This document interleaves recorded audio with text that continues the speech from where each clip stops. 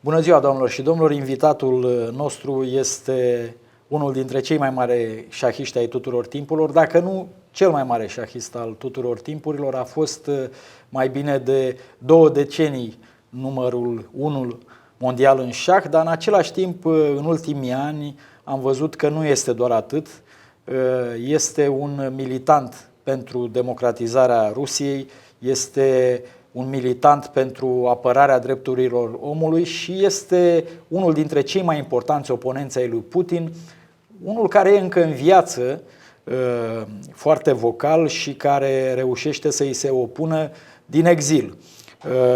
Să-i spunem, bine ați revenit, domnule Garry Kasparov. Welcome back to Romania, Mr. Kasparov. I'm glad that you accepted to have another interview with Newsweek in this hard times for us all. And thank you for this opportunity.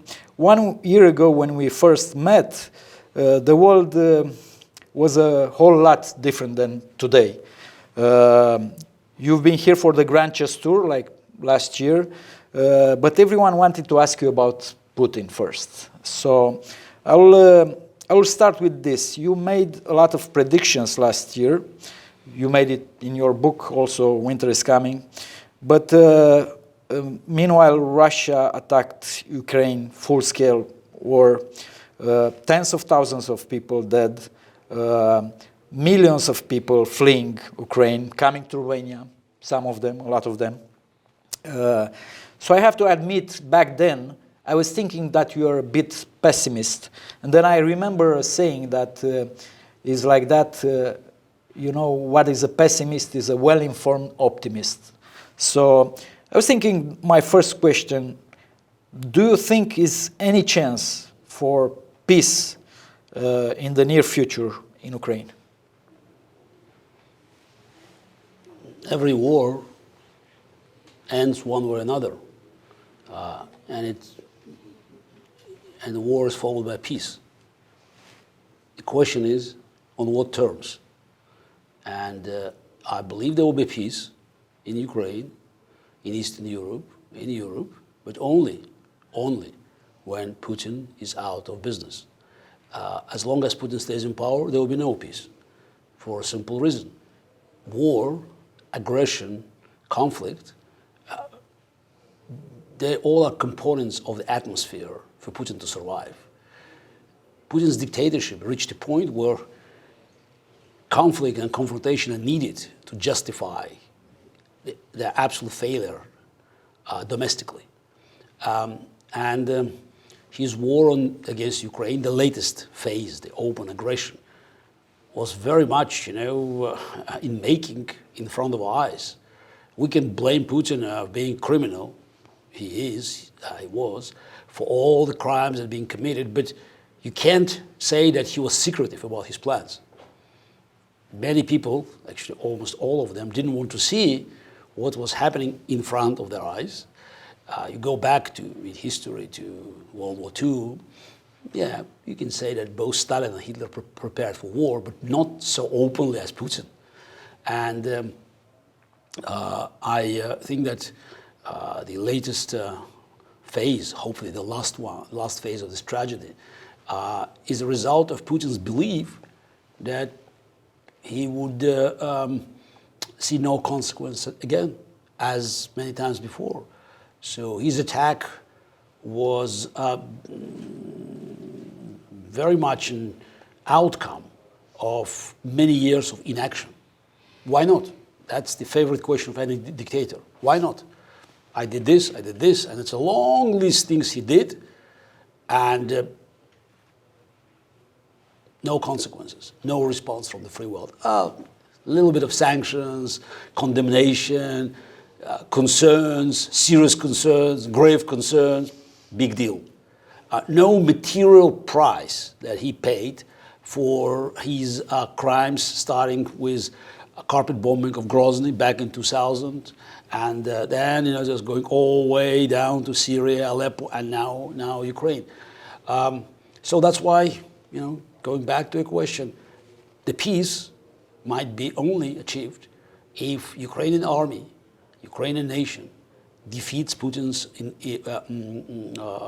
war machine, and Russia will lose economic and military capability to continue this war. Do you really think Ukraine's army can win this war in the field? Can beat Putin's troops? So far, they're doing great.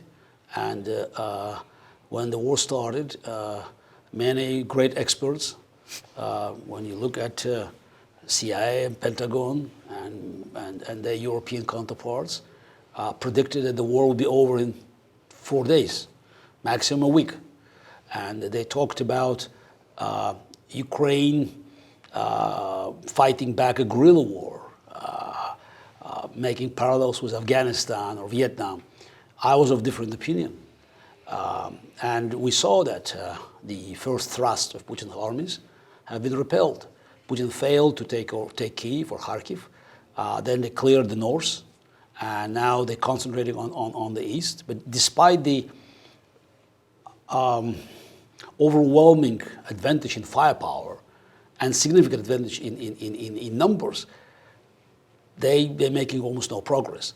And every day Ukrainian army is getting stronger. There are more men joining the forces, and most importantly, the weapons, the modern weapons from the free world are fleeing to Ukraine. And I think it's a matter of time before Ukrainian army will be better equipped, more numerous. And of course, we know that the spirit and resilience of this army is very different from Putin's army of marauders that have no ideals that they're fighting for. So I believe that if current affairs, or just the current situation will not change dramatically over the next few days or a week, I think Ukraine is on the verge of victory. And when I say victory, it's not just pushing Putin armies back to the demarcation line of February 24th.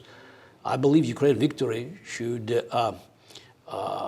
be crowned by raising their flags in Sevastopol and clearing Ukrainian army from Putin forces and restoring Ukrainian territorial sovereignty. That's the only recipe for peace. And it's not only in Ukraine, not only in Europe, it's in the world, because the Putin's defeat will send a very powerful message to every other dictator, like Xi Jinping, that no attacks against sovereign nations, like against Taiwan, for instance, will be tolerated and will go without consequence. A very well-known French historian, François Thom, writes in a book about Putin that Putinism doesn't begin and doesn't end with Putin. That is a political movement, that it can survive after Putin. And some voices are saying, even here in Romania, that also the people are to blame. The people that are supporting Putin are to blame, and it's because of their nostalgia for the lost empire, they say. Do you think this is accurate? Do you think after Putin, the Putinism will survive? His political movement, his ideas? Look, Putinism is a form of fascism. And we know that fascism survived even without Hitler or Stalin being around. So naturally, there are certain traits of human character and certain political trends in certain places that help this, as you said, nostalgia and this desire to have an iron fist, to lead the nation into the future, to resurface. And I understand that Russia will be facing a very serious challenge, even when Putin's army is defeated in Ukraine. It's not enough to just kick out Putin and his armies from Ukraine and liberate Ukrainian territories. What we need, and I hope that I will be able to make my contribution to this historical task, is to take Russia away from this vicious circle of imperial sickness. We have to eradicate imperial virus from the genesis of Russian state. It's a big task, but that's why we need military defeat. The decisive loss in Ukraine could be toughest but necessary medicine to convince millions of people in Russia that we have to look elsewhere. Same way as 1945 defeat convinced Germans that they had to stop thinking about their imperial ambitions. Let's speak a little bit about Nazis, because despite being often compared to Hitler, even in your book you compared Putin with Hitler. Now Putin is using the Nazi label against his enemy, against Ukrainian people. And you know all the stories the Kremlin propaganda is spreading about Ukrainian nationalists, Stepan Bandera, and about Azov battalion and stuff like that. Recently, Mr. Lavrov asked to comment on the contradiction between a Nazi run by a country run by Nazis and Mr. Zelensky being Jewish. And he said even Hitler has Jewish roots, which is a false. We know that. I mean, the historians are saying that there is no proof for that. But do you think this propaganda, this Nazi scarecrow, do you think it's working? It's working in some parts of the world. It's working in Russia. There are people in Russia believing that the Ukrainians are really all of them are Nazis. Propaganda works. Not all Russians, but many believe it, because if you watch Russian TV, I made myself a couple of times, forced myself to make this effort, and when you look at this picture, you will not recognize the war. It's not that they're distorting facts. It's just totally opposite. It's 180 degrees different. It's just a war where Ukrainian Nazis killing civilians in their country and Russian soldiers, heroic soldiers, saving them. So it's very primitive, as we understand, but it does work, as it worked before in countries like Germany or former Soviet Union. The difference is that today you have many other sources of information. You can actually look elsewhere and just to understand what's going on. And of course, people in the free world, with maybe a few exceptions, they do understand that it's absolute lie, it's absolute nonsense. Because you can put any label, Nazi, fascist, but it's not about the label, but it's about the real meaning of the word and what is inside. So not to go too deep into these philosophical debates, I think there was a great essay from Umberto Eco about 14 principles of fascism. The only one that was missing in Putin's state was open aggression against the neighbor. Now it's complete. So it's all there. It's about practice. It's about also theory. It's about propaganda. Because Putin propaganda, when you just hear what they're saying in Russian, mostly Russian, it's not. They try not to say these things for the rest of the world. It's about extermination of Ukrainians. It's about Ukrainians Ukraine being a territory, not a country, and for the need for Russia to not just to teach historical lessons, but to eliminate all people in Ukraine who disagree with Russia's right to. I mean, when you hear it and you just put it together, it's these concepts with Dr. Goebbels' propaganda. When you look at the Putin's quotes about Ukraine and Hitler's quotes about Poland, for instance, it's almost identical.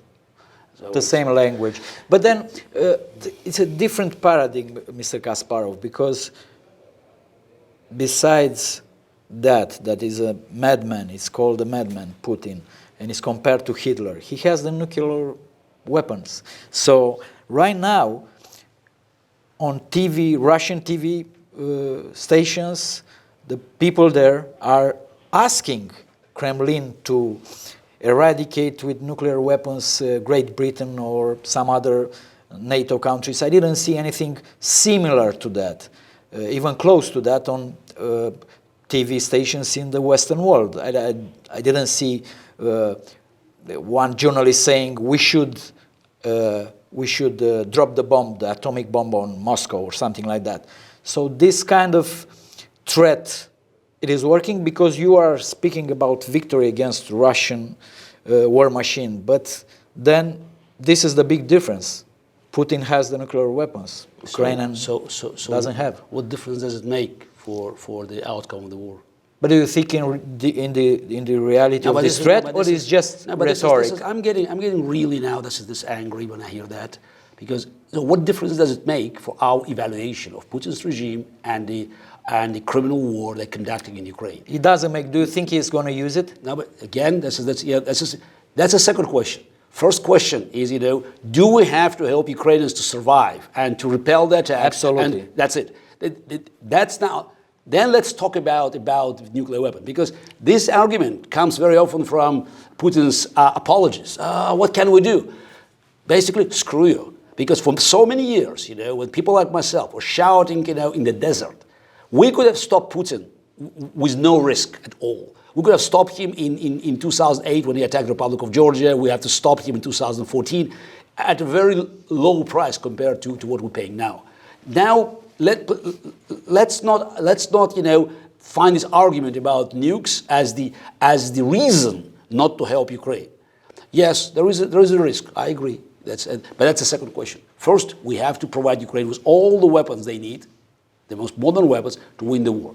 Now, can Putin push the button? Probably. I don't know. Probably. I would not bet on it. I don't think the chance is very high. But the question is not Putin. The question is whether he has a chain of command that will follow it. One good news, if we want to compare Putin to Hitler, he doesn't have fanatics in his entourage. Nazis, many of them are fanatics, willing to die for the crazy idea. So Putin, the Siloviki, they are a bunch of corrupt mafiosis that used to hit those who couldn't respond. They were very good in hitting Syrian civilians from afar, so knowing that they couldn't, hurt their planes. Now they're being fought back by Ukrainians and being really hit. And all of them know that if they do it, if they use nukes, most likely, there's no guarantee, but most likely, they'll be hit back by NATO. I don't believe that any of them will be willing to push the button and to use tactical nuclear weapons, even if he thinks there's a 50-50 chance that a NATO missile will kill him in 5 minutes. They don't care about Hague, about International Criminal Court, but they don't want to die. They don't look to me like fanatics that are willing to become kamikaze to satisfy Putin's sick geopolitical ambitions. So they are more like thinking about their, family or fortunes because they are millionaires. Bingo. Multimillionaires. So these people, they have very different priorities in their lives. And somehow we should praise Russian corruption for stealing, so many resources from Russian army and making it depleted even before the invasion, making it totally unprepared for serious war. You said in a recent interview with the Romanian public television that the Western world, after this Ukraine's war, is more united against Putin's aggression. But looking at the European polls, you seem right. Vast majority of European people are condemning the war and so on. But then let's look at the politicians. We have Germany, Austria, Hungary, not willing to put more pressure or more sanction, discussing about the gas and the sanction. Viktor Orban said he will not put this sanction, he will not abide by that because the Hungarian people will suffer and so on. Do you think the politicians are responsible for Putin right now, not in the past? I mean, I know your opinion about Merkel and Obama and some other world leaders. They didn't do enough to stop Putin coming to this point. But then today, do you think these leaders are also responsible for not speaking in one voice against Putin? There is still plenty of room for them to become tougher and to strengthen the sanctions, and also to demonstrate their willingness to go to the end, to make sure that they are behind Ukrainian victory that will restore Ukraine to be the whole and free, all territories being liberated, Crimea included, and Russia to remain under sanctions before reparations being paid and war criminals being brought to justice. It's yet to be said. And naturally, Europe, and we're talking about now continental Europe, because you mentioned political from continental Europe, so we should talk separately about Great Britain and the United States. But continental Europe is struggling. But I think no one expected Europe to be so aggressive, belligerent, and united facing Putin 3 months ago. Yeah. I don't think Olaf Scholz, the current Chancellor of Germany, had in his worst nightmares the current situation where he would be sending heavy weapons to Ukraine and debating when, not if, when Germany can cut Russian oil and gas. This is a huge change. It's not, whether we should do it. Yeah, we should do it, but it takes time. So it's a big shift. Yeah, so that's why I would give Olaf Scholz certain credit. He was not elected to be the world leader. He was a successor of the policies of Gerhard Schröder and Angela Merkel that were so friendly and corrupt towards Putin. But he is following the public pressure.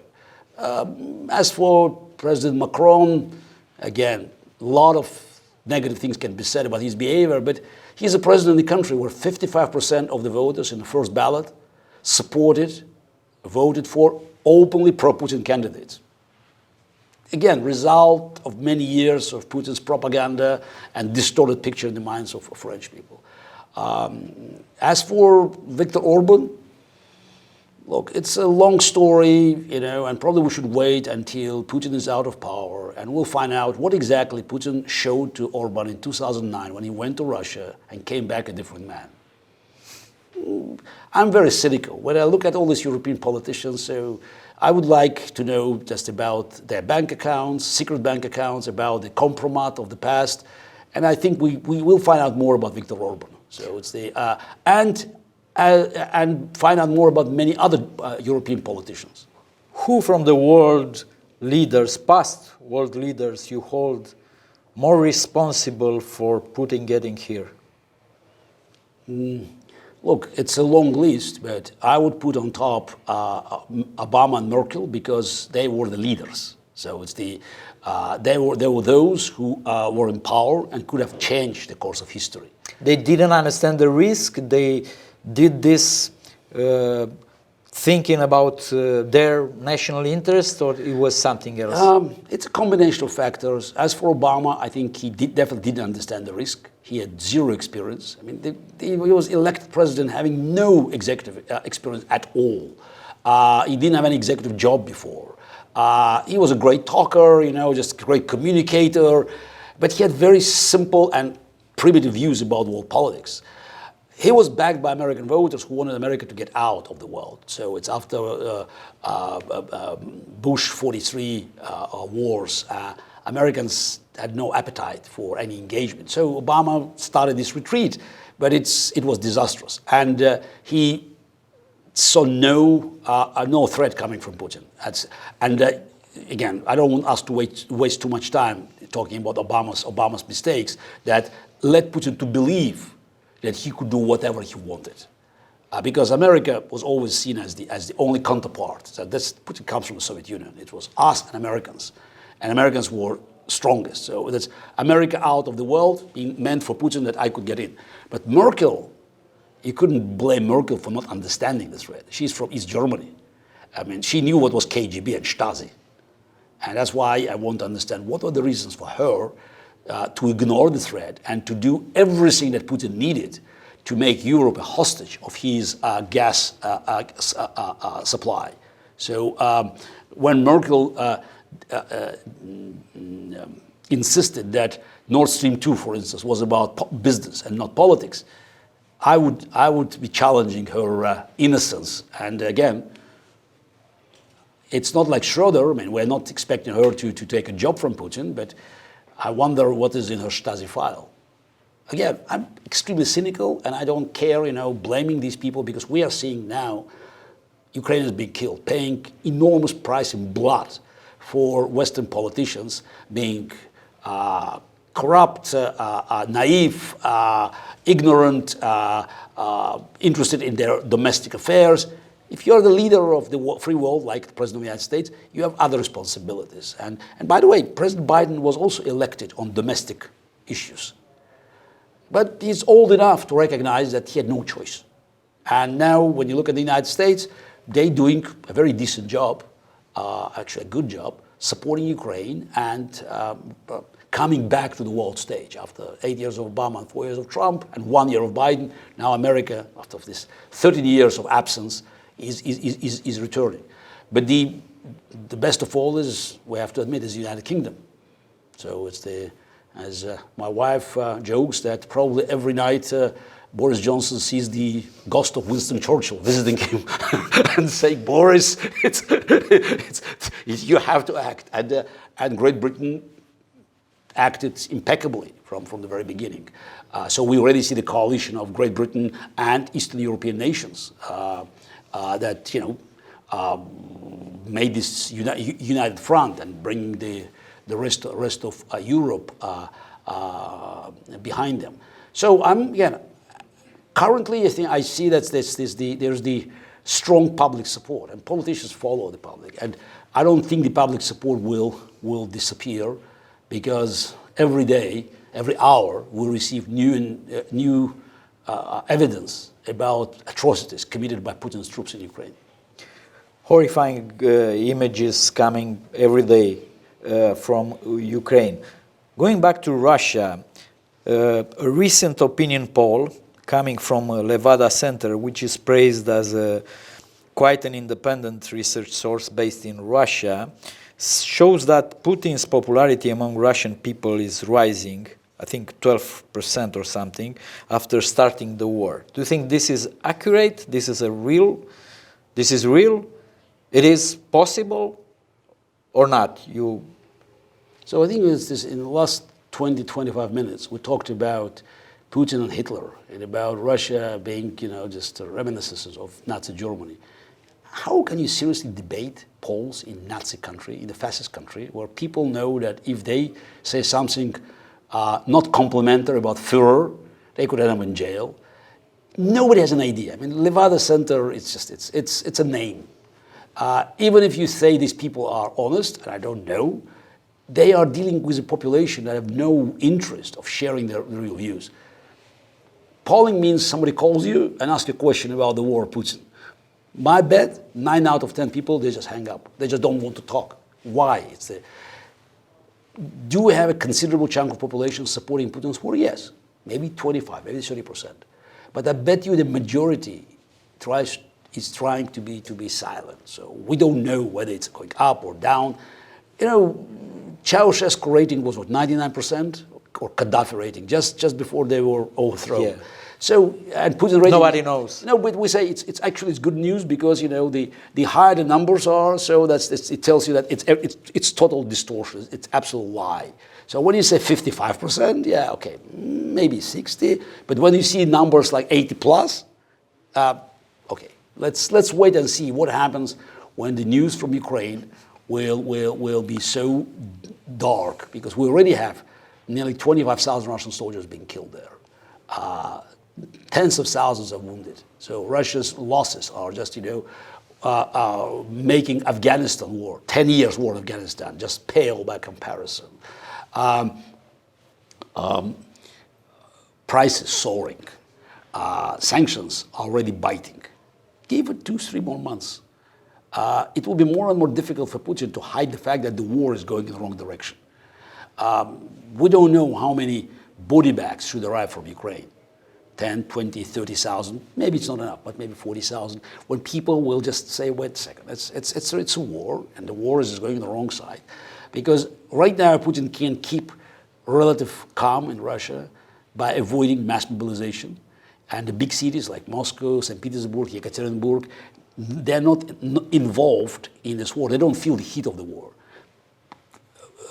Russians being killed in Ukraine, they mostly come from the suburbs or from poor regions, countryside. Far East. Yeah, this is national republic. So now, for Putin to mobilize the Russian nation into war means that he has to go after youngsters, young people. Actually, not young, just male population in big cities. We'll see what comes next. Did you see the images with Putin on the stadium with young people singing about born in the Soviet Union or something like that? Did you see the images? So they were obviously born after 90s. You were born in the Soviet Union. Yeah, you are half Armenian, half Jewish, and you identify yourself because of the language and the culture as Russian. Correct. But what do you say about these young people born after 90s, and they are praising the Soviet Union, and they are all, so part of them joyfully supporting Putin. They were laughing on the stadium, supporting this aggression.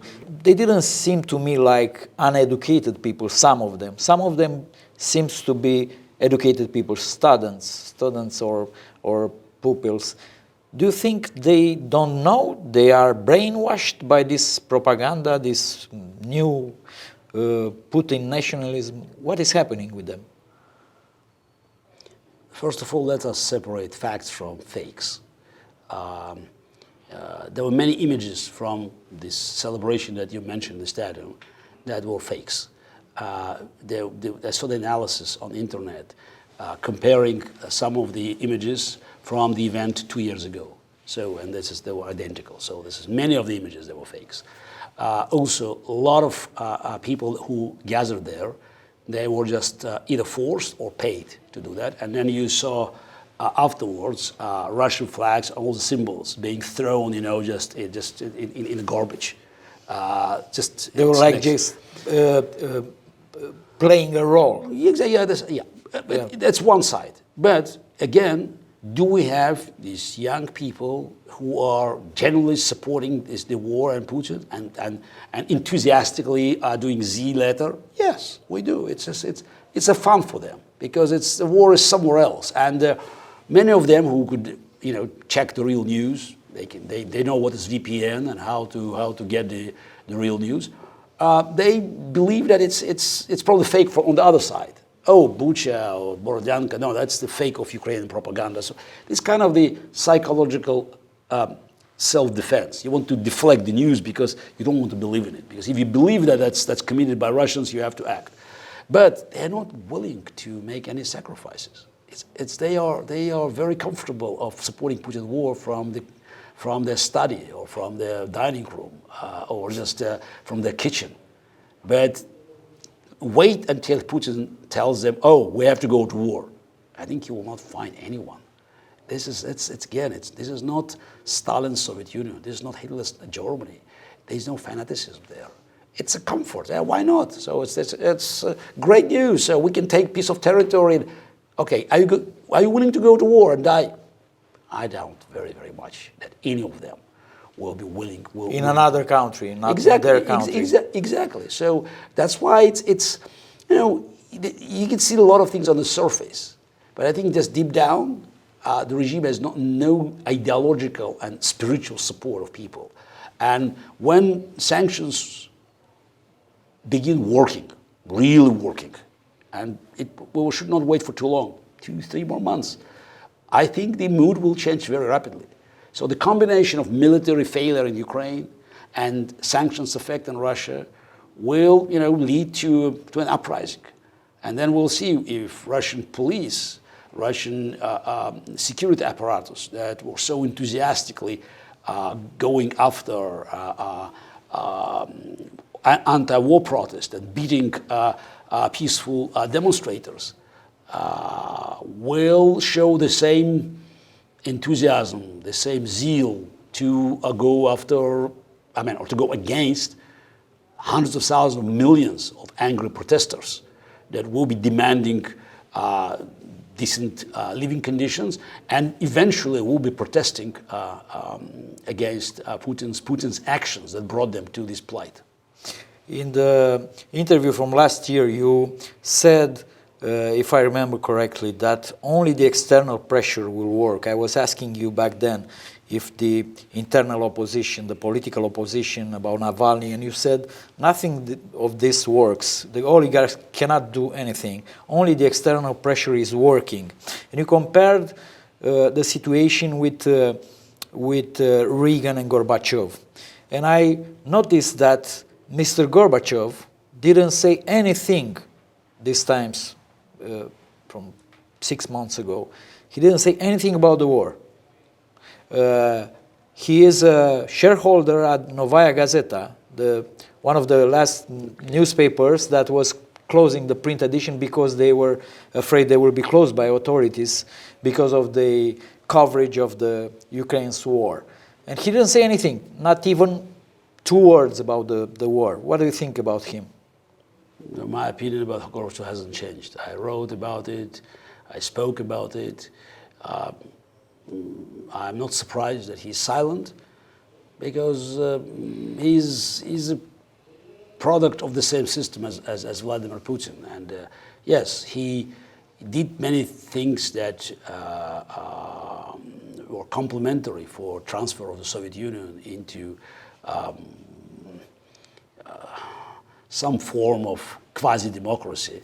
But it was not his true intention. I believe that he wanted, as he said many times, to save socialism and make it more acceptable for the 20th century. As he said, socialism was the human face. And his statements over the last 30 years, after the collapse of the Soviet Union, they were always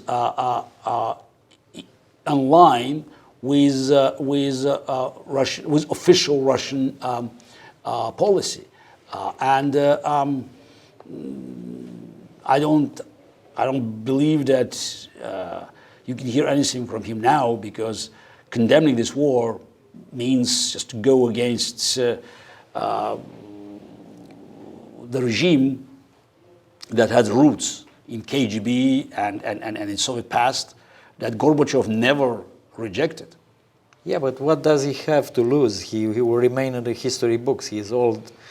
Look, I think the big decisions are made by... Do you think he's supporting Putin in everything he does, or he just doesn't care? I mean, just for the sake of his reputation, let's say he doesn't care. That would be the best I can say about him. And he's 91 now. I don't believe that he can change his views about the world at this age. And let's see. Let's agree on him being indifferent to the war. About the age, Putin is in his 70s. And these days was a rumor. Putin is turning 70 officially. Yeah, yeah. In October. That's in October. To be precise. Yeah. So it was a rumor these days that he will go to underwent surgery or something, and he will designate as in his place Patrushev, the former KGB, like him. He was the chief of FSB. Do you think we have a chance to go from bad to worse in these terms? I mean, if Patrushev really take power? after Putin? First of all, I don't make comments on rumors. Is Putin sick? I don't know. He looks weak. When you see his very measured, appearances and his behavior, something is wrong. You remember him meeting Shoigu, and he's handing. Probably it's probably some kind of pain, in his back. I don't know. I'm not a doctor, but there's something is wrong. He's not, the same Putin we saw. This face is going wider, so it's probably some medicine, maybe, but I don't know. I try to avoid making any comments because it doesn't matter for me. So what is his current? Let me rephrase my question. Is someone in his entourage, Siloviki circle, is someone worse than Putin? That's most dangerous than Putin. That's absolute nonsense. Absolute nonsense. That's the same. Oh, Stalin had some really bad guys behind him, or Hitler has. No, Putin is the spine of the system. Anyone who replaces Putin for whatever reason will try to back off. By the way, we'll make Putin the scapegoat. This is the rule. They'll try to improve relations. They'll try to make some concessions. So I don't believe that they can preserve the system without him because, again, his spine goes out. You have to work really hard to build a new balance. And under current conditions in Russia and the ongoing war, I think it's impossible. But don't even, don't fall in this trap. Oh, things could be worse. We have been hearing it for so many years. If you are attacking Putin and you are too harsh on him, you could have some horrible Russian nationalist. I had these debates with many so-called liberals in Russia 15 years ago, when they criticized me for being too radical. And I was saying, you don't understand, Putin is our only hope. I said, the fascists will come to Russia with Putin. One last question, because our time is going by, and no, it's not our time. It's Putin's time is running out. Yeah, I know. Yes, we have all the time in the world. One last question, because it's in the course of the discussion. Do you think it was a piece published by The Atlantic? I don't know if you read it, by a former Department of State official, Elliot Cohen. Putin is no chess master. I don't know if you read it. It was an analysis of Putin's strategy in Ukraine. Do you think Putin is thinking like a chess player? Thinking about the next moves and his strategy? He has his end game in his sight, or he doesn't care what will happen in Ukraine and in Russia in the next. Lately, I'm used for my quotes, ideas, and even whole passages from my books being quoted without mentioning my name. Which is from your book. Look, it's not exactly from my book, but it's just, it's for many years I've been saying that Putin was not a chess player, but a poker player. He's an opportunist. He's good at bluffing and raising stakes and making his bets. But in chess, you have to act differently. The game of chess is a game of strategy, and you have all information in front of you. It's available. Your pieces, my pieces. We all know what you have. You know what I have. I don't know your plans, but I know the resources. So this is a game that doesn't feed dictators. Dictators have very, very different attitude. They want to play game of secrets, game of bluff, game of blackmail, intimidation. That's not chess. So that's why it's more like a card game. And poker is the best analogy. And Putin never had long-term plans. It's always, can I do that? Why not? So when he attacked Republic of Georgia, he had ideas what he could do if given the chance. And by the way, he always, declared his intentions, which for me it's an indication that he wasn't sure whether he could do that. So his speech in Munich in 2007 at the Security Conference, when he talked about the return to spheres of influence in Europe, it was an attempt to test whether the Americans and the Europeans will accept his geopolitical view that Russia had rights to control former Soviet Union, former Soviet republics, and Eastern Europe, the former Soviet Empire. And seeing no response, he just decided why not. So it's a different kind of game. It's not chess. And he attacked Ukraine, believing that he could be victorious in a few days and continue the same, the same kind of game that he had before with Western leaders. He grabbed something and then back to the negotiating table and negotiating from a position of strength.